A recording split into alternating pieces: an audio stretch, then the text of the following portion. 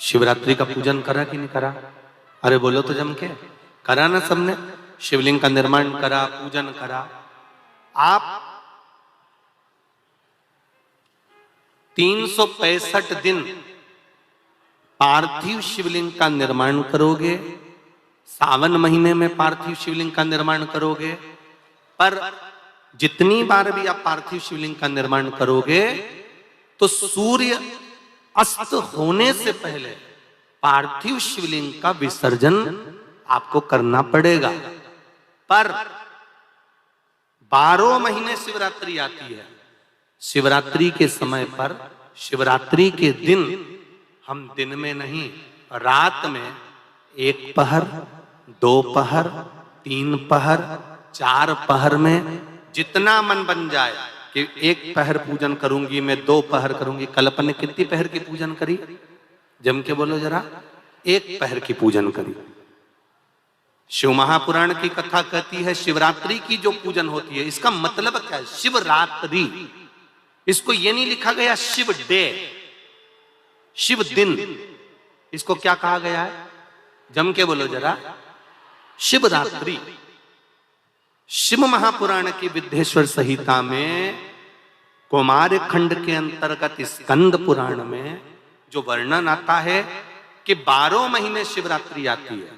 जो रोज पूजन करने वाले हैं, रोज पार्थिव शिवलिंग का निर्माण करने वाले हैं, रोज सावन के महीने में शिवलिंग का निर्माण करते हैं, हजारों शिवलिंग बनाते हैं। तुम लाखों शिवलिंग का निर्माण कर लो, पर सावन के महीने में या 365 दिन शिवलिंग बनाओगे तो वो शिवलिंग तुम्हें सूर्य अस्त के पहले विसर्जन करना पड़ेगा।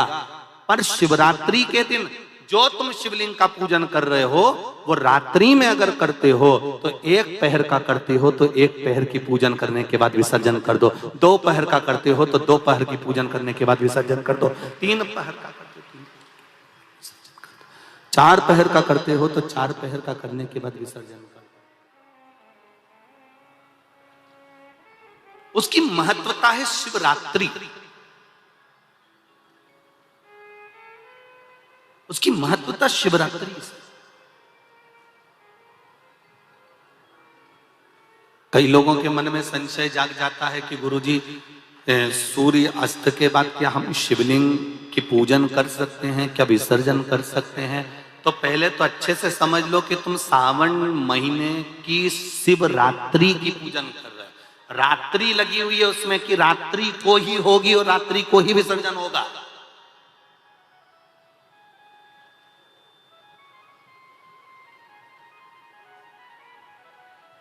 और जो नी पढ़ा लिखा हो तो गीता प्रेस गोरखपुर की जो पंडित प्रदीप मिश्रा जी पोथी पढ़ते हैं उसको लिया,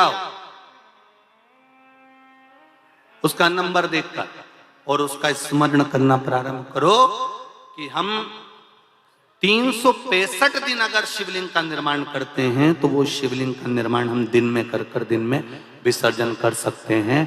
पर शिवरात्रि की पूजन करें तो रात्रि को भी शिवलिंग का निर्माण कर पार्थिव पूजन करने के बाद हम बाबा देवाधिदेव महादेव से रात भर, चाहे तो 1 पहर, चाहे तो 2 पहर, चाहे तो 3 पहर, चाहे तो 4 पहर, कैसा भी पूजन कर सकते हैं, किसी भी रूप में।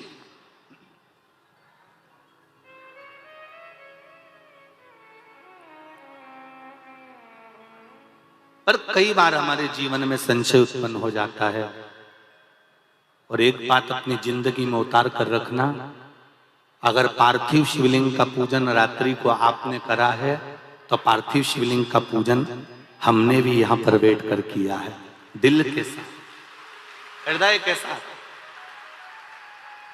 डॉक्टर दवाई देता है तो पेशेंट को देता है, एक दवाई काम नहीं कर सकती तो दूसरी देता है, दूसरी काम नहीं कर सकती तो तीसरी देता है। सारा एक्सपेरिमेंट वो पेशेंट पर करता है, डॉक्टर उस दवाई को खाकर नहीं देखता।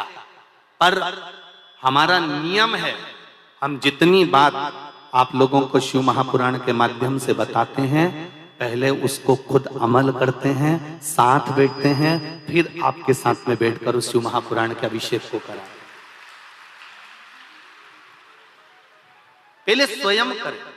इसलिए हमारे यहाँ कहते हैं ना, जिस नारी का गर्भ नहीं ठेरता, 15 साल 20 साल हो गए और बच्चे नहीं हो रहे हो, सारा प्रयास कर लिया पर बच्चे नहीं हो, तो क्या करना चाहिए?